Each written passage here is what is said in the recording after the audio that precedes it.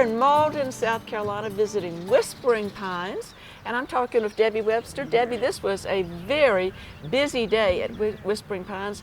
When we came here, you hollered at me and said there were babies dropping in the field. Yes, when my sheep Eve had 5 babies, that's got to be some kind of a record. And there were so many of them, she was leaving them behind. She ran out of milk and she was stressed out, and she couldn't take care of all of them. So I went and got a bottle. We save up colostrum from, let's say if one ewe has 1 baby, I'll milk out the other side and freeze it and save it. So I always save every little bit that I can for That's that first emergencies. milk that's so important for the babies. Yeah, it has all the immunities. They've got to have that to be able to prosper. So you left me out there with 4 babies, and I mean these babies were still wet. They were cold. Yes. We had hungry babies out there. This was a really busy day, but this is the kind of thing that happens at a dairy farm. Absolutely. A sheep dairy farm. Yeah.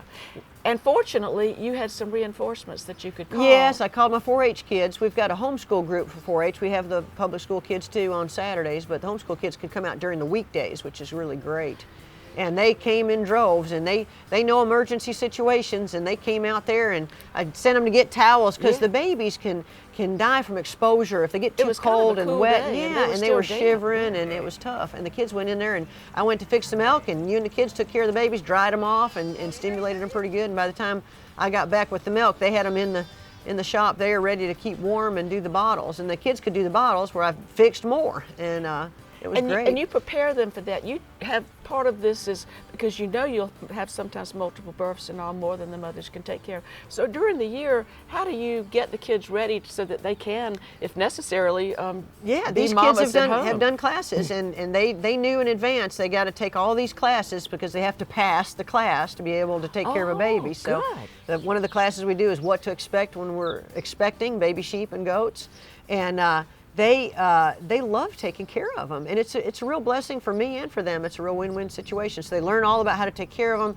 how to bottle feed them, how to mix formula if we run out of milk, and they do great, and they love it. And one group showed up, and they had a they had been fostering, and they were set up, and they were trained in how to do the advanced. So we had all these little goats They were back everywhere, there, jumping around like little jumping beans. I don't think anything is as cute as these little animals. They're so cute. And they go sideways, frontwards, backwards. Yeah. It's like the transmission is just going all over all over the steering goats wheel. are kind of busy, where the sheep aren't as agile as the goats at an early stage. They kind of just hobble around, and they're real meek the way they do. And part of this, the things that happen when you have 4-H programs is you've got extension agents locally who can come and help. And I think you've got a pretty special one, don't you? Danny Howard is the best ever. He's been a big part of things here, and he's always supportive and always helpful. And the kids love him. My girls think he's Uncle Danny. So he's always here to help. And Danny is real interested in ruminants. And so you have ruminants here, and that means sheep and goats and cows who have those kind of special stomachs. Let's talk a little bit about sheep milk and the fact that you have a dairy here and how you hope that's going to develop. Well, let me tell you about sheep milk. So sheep milk is similar to goat milk in that it is good for lactose intolerance because it has the smaller fat globules and the thinner membranes. So it's easy to digest, and I don't know of anybody that's allergic to sheep milk, which is great. The other thing is it has more proteins and solids, so it'll make more cheese. So if you're gonna, let's say you're gonna make soft cheese, and you take a gallon of goat's milk or cow's milk, you're gonna get about 1 pound of cheese as your yield.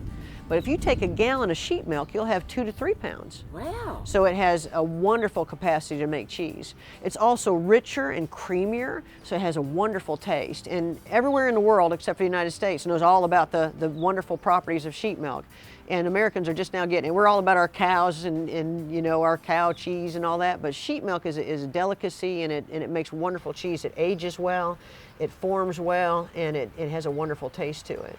And so here, you have, or near Greenville, and of course there's a huge local foods movement here. And so you have chefs who are very excited about the fact that you are going to become a cheesemaker. Well, a good chef knows sheep milk and knows what kind of, what you can do. You can take sheep milk and make ice cream, you can make desserts, you can make gelato, do whatever you want, sauces. I've got an Italian chef that wants the ricotta. The ricotta from sheep milk is so sweet, you don't even need any vinegar or acid to develop it. So it's just wonderful. And your fine husband, who is such a creative asset to this farm, has designed a remarkable lift to help you get under there and milk That's those right. sheep. Yeah, he didn't want me to hurt my back. And you know, typically at a lot of these dairies, they'll have like a little stand and they sit on a stool and milk. And we had so many that he made a hydraulic lift, and I don't think there's another one in the country. And they get on there and we raise it up to whatever height we want, so I can stand up there and milk them, and you know, we can have them bumping the ceiling if we wanted to. Debbie, I know not every day is as busy as this, but if people in downtown Greenville want to get a glimpse of life as it can be, or just participate and find out about things that are here, what are some of the activities that take place that are kind of open to the public? We have farm tours by appointment. They can come ride ponies. We can do riding lessons, summer camp, birthday parties.